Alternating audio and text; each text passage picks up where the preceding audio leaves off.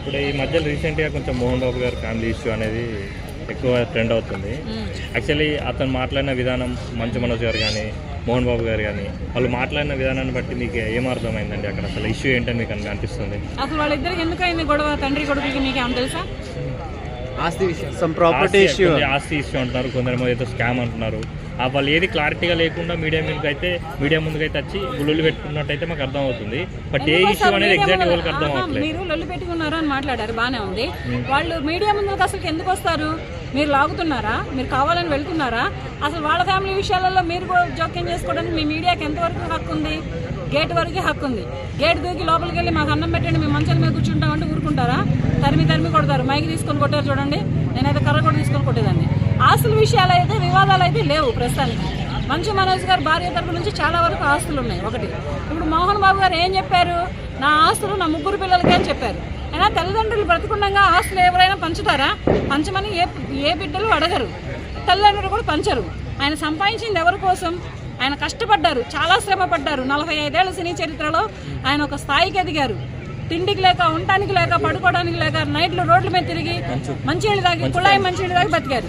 అలా బ్రతికి అంత ఎదిగిన వ్యక్తి ఈ వేళటి రోజున అలా జరుగుతుందంటే ఒక ఎత్తు ఎదిగిన తర్వాత వాళ్ళు ఎందుకు వచ్చింది గొడవ అనేది మీకు ఏమైనా క్లారిటీ ఉందా? అలా గొడవనా అంటే మంచు మనోజ్ పట్టించుకోకపోవడం వల్ల ఇష్యూ వచ్చిందని అంటున్నారు. ఎందుకు పట్టించుకోరు? ఇప్పుడు మిగతా ఇద్దరంతో ఇతను కూడా అంతే.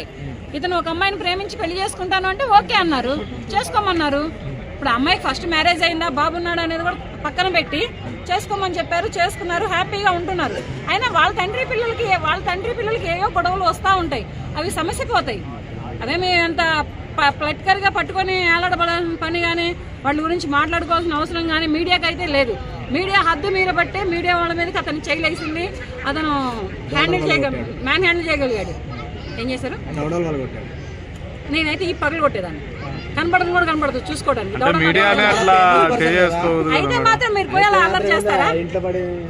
అల్లరి చేసే హక్కు మీ మీడియాకు ఉందా? ఎంతవరకు ఉంది?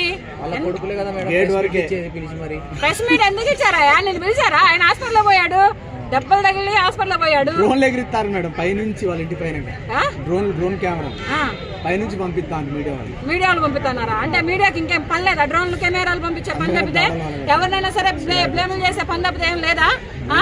ఆయన దవడ పగలగొట్టాడు నిజమే. ఆయన నేనైతే ఈపీ పగలగొట్టేదాన్ని. అవునా? పట్టుకొని ఫస్ట్ గేట్ కట్టండి, తర్వాత చూద్దాం ఏమన్నా ఉంటే. ఓకే మేడం, ఇప్పుడు ఈ వివాదం పైన మీ ఒపీనియన్ ఏమంటారండి ఫైనల్గా?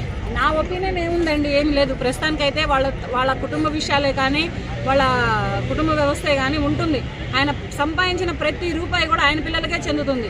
ఇప్పుడు తింటున్న ప్రతి రూపాయి కూడా సినిమా ఫీల్డ్లో సంపాదించిన డబ్బులే. అదంతా తర్వాత కాలేజీలో పెట్టారు, స్కూల్లో పెట్టారు, పేద విద్యార్థులకు చదువులే చెప్పారు, అన్నీ చేశారు. అది కూడా ఒక మేలే చేశారు కదా.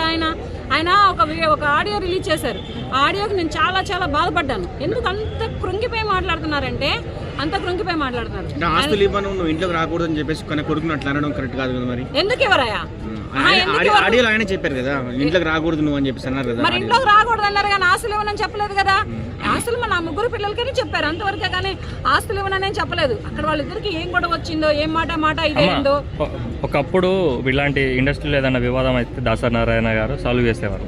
ఇప్పుడు ఎవరు వాళ్ళ ప్రాబ్లంకి సొల్యూషన్ ఇస్తారని మీరు అనుకుంటున్నారు? చిరంజీవి గారు, రజనీకాంత్ గారి దగ్గరికి వెళ్ళొచ్చు. ఇప్పుడు ప్రస్తుతానికి హైదరాబాద్లో ఉన్నది చిరంజీవి గారు కనుక అతన్ని, రజనీకాంత్ గారిని, చిరంజీవి గారిని, ఇంకా ఎవరైనా ఉంటే పెద్ద ప్రముఖులని పిలిపించి వాళ్ళు ఎంట్రీ అయితే మాత్రం ఈ సమస్య మాత్రం సమస్యపోతుంది. అంత పెద్ద ఇదేం కాదు. వీళ్ళు కనుక చిలికి ఆల్వాన్ చేసుకుంటే ఈ పిల్లలు ఎంతవరకు వెళ్ళిద్దో తెలియదు. కానీ దయచేసి సినీ ప్రముఖులైనటువంటి పెద్దలు ఎవరైనా ఉంటే కొంచెం మోహన్ బాబు గారి ఫ్యామిలీ విషయంలో కొంచెం జోక్యం చేసుకొని కొంచెం వాళ్ళ సమస్యల్ని తీరుస్తారని మరీ కోరుకుంటున్నాను. అంటే అమ్మ ఇప్పుడు ఇండస్ట్రీ నుంచి అయితే పవన్ కళ్యాణ్ గారు ఇప్పుడు డిప్యూటీ సీఎంగా ఉన్నారు, రాజకీయాల్లో ఉన్నారు.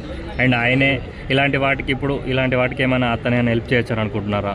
ఎందుకు పైన చంద్రబాబు నాయుడు గారు ఉన్నారు కదా. ఇప్పుడు ఇండస్ట్రీ తరఫున మన పవన్ కళ్యాణ్ గారు ఉన్నారు. సో ఆయన దగ్గరికి వెళ్తే ఎందుకంటే పవన్ కళ్యాణ్ గారు ఎప్పుడు మోహన్ బాబు గారితో మంచి సన్నిహితంగా ఉంటారు. మంచు మనోజ్ గారికి కూడా పవన్ కళ్యాణ్ అంటే మంచి అభిమానం ఉంది. సో అలాంటి టైంలో ఆయన దగ్గరికి వెళ్తే ఇలాంటి సొల్యూషన్కి అంటే ఇలాంటి ప్రాబ్లంకి మంచి సొల్యూషన్ ఇస్తారని ఇస్తారు. మంచి సజెషన్ ఇస్తారు, మంచి సమస్యకు పరిష్కారం చెప్తారు, అన్నీ చేస్తారు. అన్ని చేస్తారు. చిరంజీవి గారే కానీ, పవన్ కళ్యాణ్ గారే కానీ, రజనీకాంత్ గారే కానీ, ఇంకా ఎవరైనా సరే పెద్ద పెద్ద ప్రముఖులు ఎవరైనా ఉంటే వాళ్ళ దగ్గర కనుక ఈ విషయాలు వెళ్ళినాయి అంటే మాత్రం వాళ్ళు మాత్రం ఈ సమస్యల్ని చాలా అంటే చాలా తీర్చేసేస్తారని నేను భావిస్తున్నాను. మోహన్ బాబుని అరెస్ట్ చేస్తారా మేడం? ఎందుకు చేస్తారయ్యా? కొట్టిండు కదా వాళ్ళ తండ్రి కూడా మీడియాని కొట్టిండు కదా. మీడియా ఏం చేస్తే కొట్టిండు? అంటే కాంగ్రెస్ మంత్రులు కూడా చాలా మంది రెస్పాండ్ అయ్యారు, అరెస్ట్ చేస్తారని. ఎందుకు కొడతారు? ఎందుకు అరెస్ట్ చేస్తారు చెప్పండి? మీడియా ఎటువంటి ప్రశ్నిస్తే, ఎంత హద్దు మీరితే అతను అంత ఇదే ప్రైవేట్ ప్రాపర్టీలోకి వెళ్ళారు, దౌడలు పలగొట్టినారు, అంతే మేడం. Thank you. వాళ్ళ ఇంటి గేట్ లోపలికి ఓడిపోమన్నారు. నాన్న అదే చెప్పేది, గేట్ లోపల